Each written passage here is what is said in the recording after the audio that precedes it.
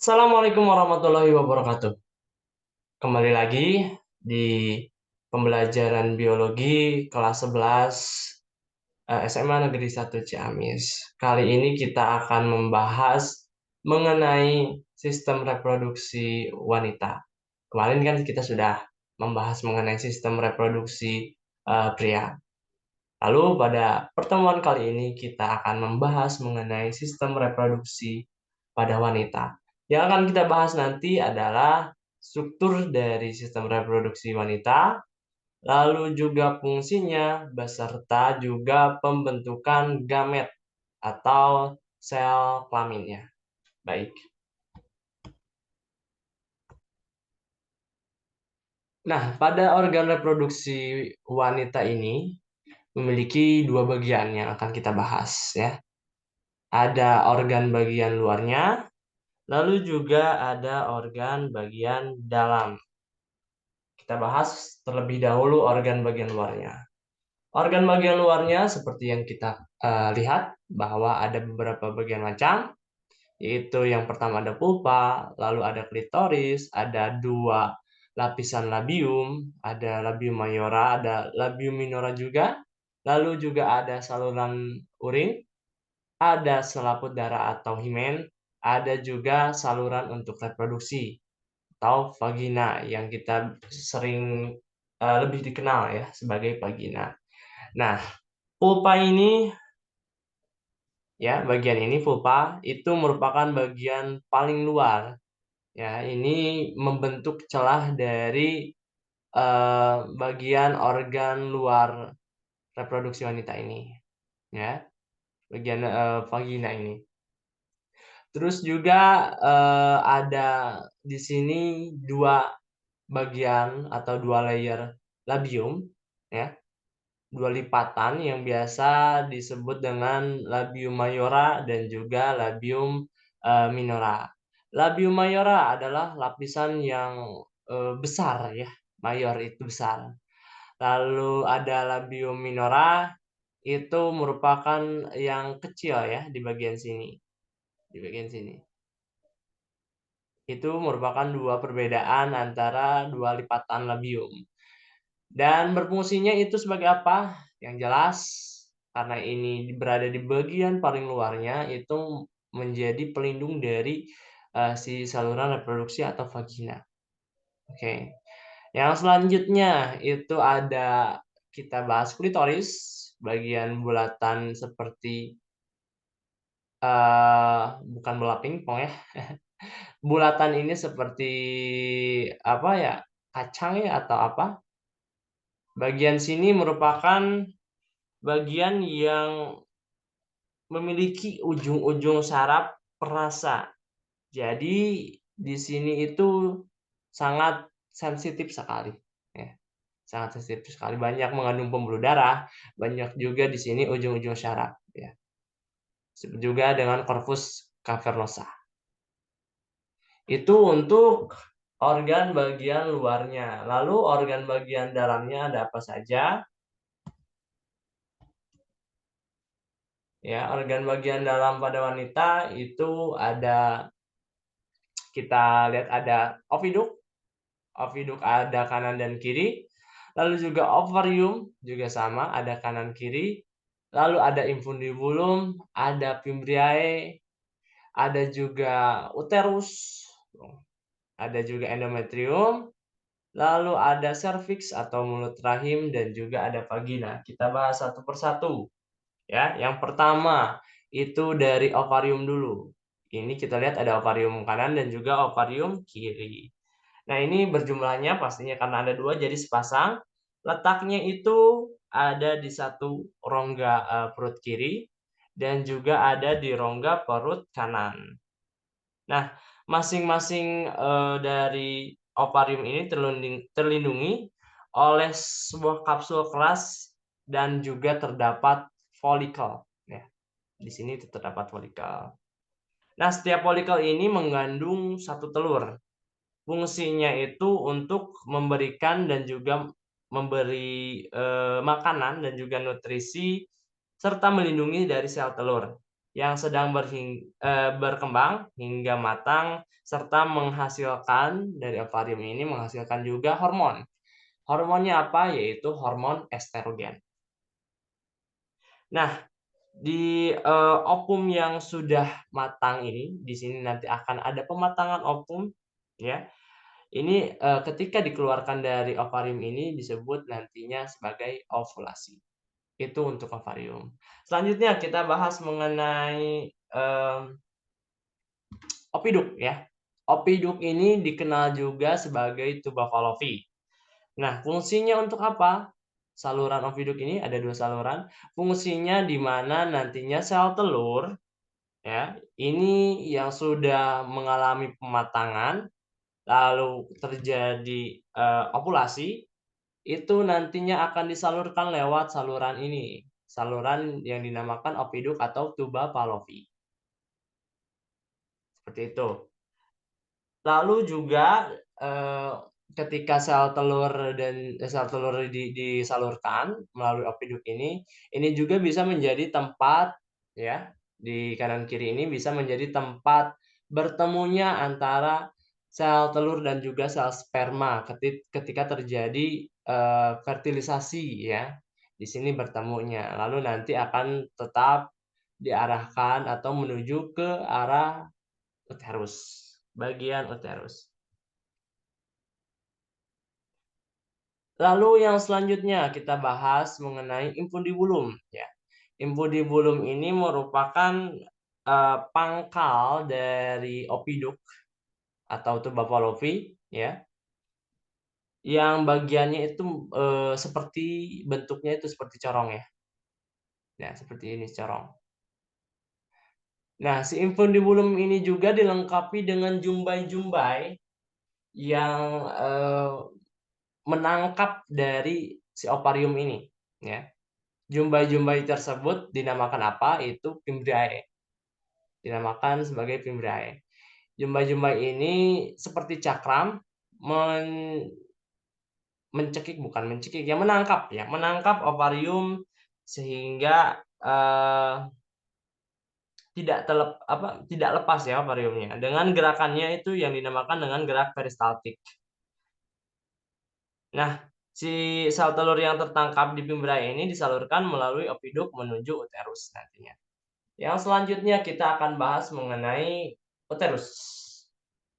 Nah, uterus ini atau yang kita biasa sebut dengan rahim, ya, ini merupakan organ tebal dan juga berotot yang dapat mengembang selama masa kehamilan dan juga sebagai nantinya janin itu berkembang di sini, di bagian uterus, ya, oke.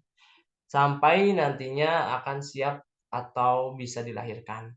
Akan selama 9 bulan ini nantinya akan berkembang janin itu di bagian uterus. Lalu bagian uterus ini juga, memiliki beberapa lapisan ya, beberapa lapisan yang tertulis di sini merupakan lapisan endometrium atau lapisan, selaput rahim ya, ini lapisan terdalam, namanya endometrium.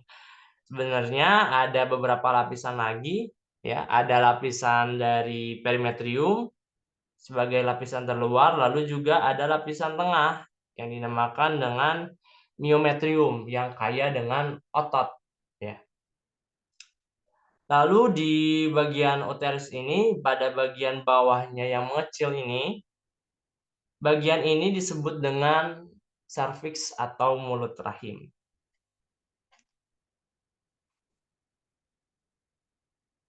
Nah, bahas mengenai lapisan endometrium. Lapisan endometrium ini banyak sekali mengandung pembuluh darah dan juga lendir. Maka dari itu, saat terjadi ovulasi, lapisan endometrium ini ternyata mengalami penebalan, ya.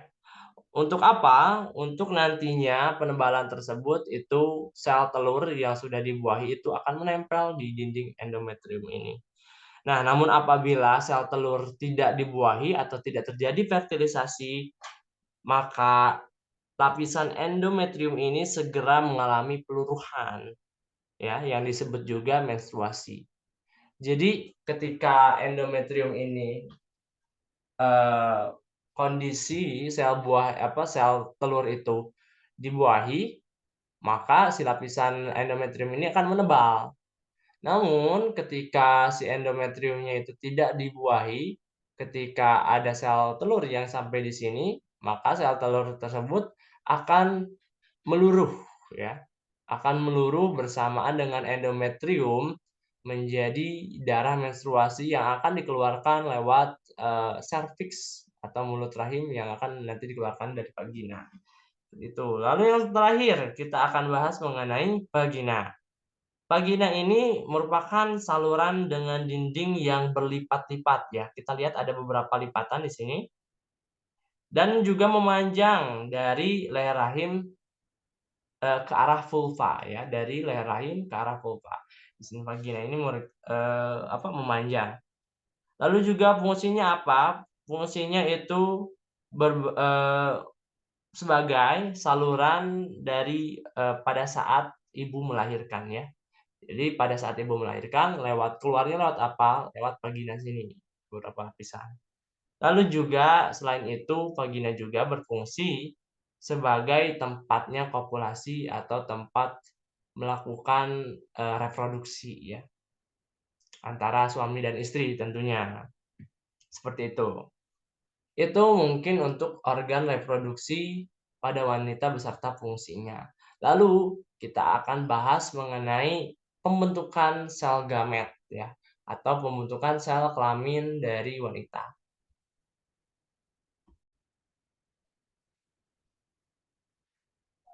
Nah, pembentukan kita akan membahas mengenai proses gametogenesis dari, wanita ya.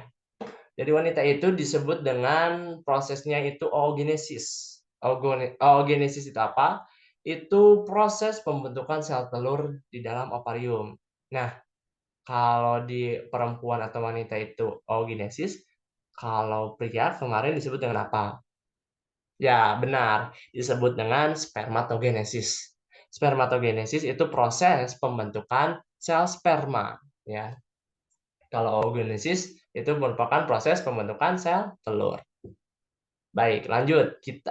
Sebelum sel telur atau ovum ini terbentuk, di dalam ovarium itu terlebih dahulu terdapat sel indung, ya, sel indung telur, atau disebutnya juga dengan oogonium. Kalau kita membahasnya banyak dari oogonium itu disebut dengan oogonia ya.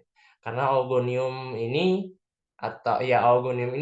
berjumlahnya sangat banyak ya.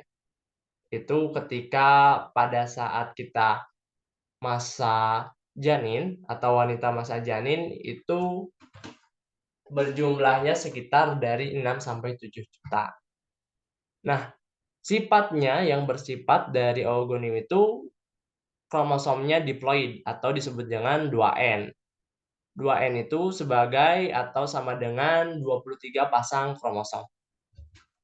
Nah, selanjutnya pembentukan ovum ini berlangsung dari tadi saya sebutkan semenjak janin di dalam kandungan, ya. Nah, pada saat masih dalam kandungan ini, melalui pembelahan mitosis, oogonium itu menggandakan diri, membentuk apa? Membentuk dari oosit primer. Nah, oosit primer ini melalui proses proliferase. Nah, maka dari itu akan terbentuk juga yaitu folikel primordial, yang nantinya folikel ini akan membantu melindungi dan juga memberi nutrisi dari si sel ovum yang akan dihasilkan nanti. Nah, oosit primer yang dihasilkan ini nantinya pada saat sebelum dilahirkan ya, sampai nanti akan dilahirkan itu akan mengalami masa dormansi atau masa istirahat. Ya, setelah bayi dilahirkan di dalam ovariumnya, yang awalnya jumlahnya itu 6 sampai 7 juta, itu akan mengalami kematian seiring dengan berjalannya waktu. Maka dari itu oosit primer yang akan diproduksi atau yang nantinya berjumlah pada saat sudah dilahirkan itu berkurang sampai 1 hingga 2 juta oosit primer. Nah, kondisi ini akan terus berlanjut sampai kapan? Sampai manusia itu atau wanita itu menginjak masa pubertasnya. Akibatnya, oosit primer yang nantinya tersisa itu hanya ada sekitar 200.000 sampai 400.000 saja. Nah, selanjutnya, ketika menginjak masa remaja atau masa pubertas, oosit primer ini akan melanjutkan fase, ya, melanjutkan fase pembelahannya yang disebut dengan pembelahan meiosis, ya. Pembelahan pertamanya akan disebut dengan pembelahan meiosis, disebut dengan pembelahan meiosis 1.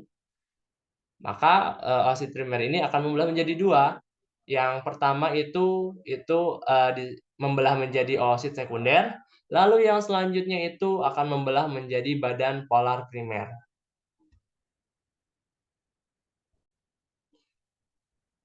Nah, nantinya akan membelah menjadi 2, yaitu menjadi oosit sekunder dan juga badan polar, ya. Badan polarnya badan polar primer. Nah, beda dengan, spermatogenesis yang pada saat pembelahan dari oosit primernya itu akan menjadi, dari spermatogenesisnya itu nantinya ketika sudah dari primer itu akan dua-duanya menjadi sekunder. Bedanya dengan oogenesis itu, hasil yang akan didapatkan setelah pembelahan meiosis itu yakni oosit sekunder dan juga badan polar primer. Nah, sebetulnya kalau dari gambar yang lain, ini akan menghasilkan 2 ukuran yang berbeda. Oosit sekunder nantinya itu akan lebih besar daripada badan polar primernya. Nah, lalu pada proses berikutnya, oosit sekunder ini akan melanjutkan prosesnya ya, proses pembelahannya melalui pembelahan meiosis kembali ya. Maka dari itu disebut dengan, meiosis 2 karena pembelahan meiosis-nya terjadi 2 kali, menjadi apa? Menjadi dari oosit sekunder itu membelah lagi menjadi, eee, ootid ya, membelah menjadi ootid dan juga membelah jadi satu badan polar, lalu dari badan polar primer ini akan membelah menjadi badan polar sekunder ya, 2 badan polar sekunder. Nah, dari oosit, dari ootid ini kalau mengalami nantinya fertilisasi itu akan menghasilkan lagi menjadi ovum. Maka dari itu, dari fase meiosis 2 ini akan menghasilkan nantinya, meiosis 2 terlebih dahulu, akan menghasilkan nantinya 1 ootid dan juga 3 badan polar. Nah, 1 ootid tadi yang dihasilkan tersebut akan menghasilkan nantinya jadi sel telur. Dan sel telurnya yang mature atau yang matang. Sementara itu, nantinya 3 badan polar ini itu akan mengalami degenerasi atau tidak mengalami pertumbuhan selanjutnya. Maka dari itu nantinya akan membusuk atau akan polosit ya, nantinya akan mengalami kematian. Nah, itu dia. Kita ke pembahasan selanjutnya. Nah, di sini supaya oosit dalam ogonium itu tumbuh dengan baik, pada permukaannya diselubungi oleh lapisan yang disebut folikel. Tadi disebutkan dengan folikel primordial ya. Di dalam folikel itu terdapat cairan yang memberikan tadi makanan dan juga perkembangan oosit. Folikel ini akan terus berubah hingga masa ovulasi. Awalnya itu pada saat oosit primer itu diselubungi dengan namanya folikel primer. Lalu selanjutnya folikel primer itu berubah menjadi folikel sekunder, seiring dengan perkembangan oosit juga menjadi sekunder yang membungkus oosit sekunder pada fase meiosis pertama. Nah, setelah itu folikel sekunder ini berubah lagi nanti menjadi folikel tersier hingga folikel de Graaff ya. Disebutnya istilah yang dipakainya itu folikel de Graaff atau disebut folikel matang. Nah, follicle the graft ini terbentuk pada saat masa ovulasi atau masa pada saat ovum dikeluarkan dari ovarium. Kemudian, oosit sekunder ini lepas dari folikel dan segera folikel ini akan menjadi corpus luteum. Corpus luteum ini akan menjadi corpus albicans jika sel telur tidak ada yang membuahi, seperti itu. Nah, kita bahas selanjutnya itu mengenai struktur sel ovum. Struktur sel ovum ini biasanya itu ditutupi dengan 3 lapisan ya. Yang pertama itu ada membran vitelin, bagian tipis, bagian dalam, lalu juga ada zona pellucida, lalu juga ada corona radiata ya, itu bagian luar. Nah, di sini itu bagian zona pellucida. Lalu juga ini ada nukleus. Nukleus itu dikelilingi atau dilindungi oleh namanya sitoplasma ya.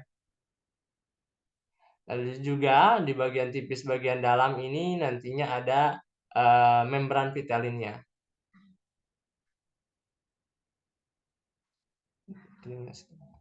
Kurang lebih seperti itu yang disampaikan untuk struktur ovum. Kita akan berlanjut ke kelainan ya.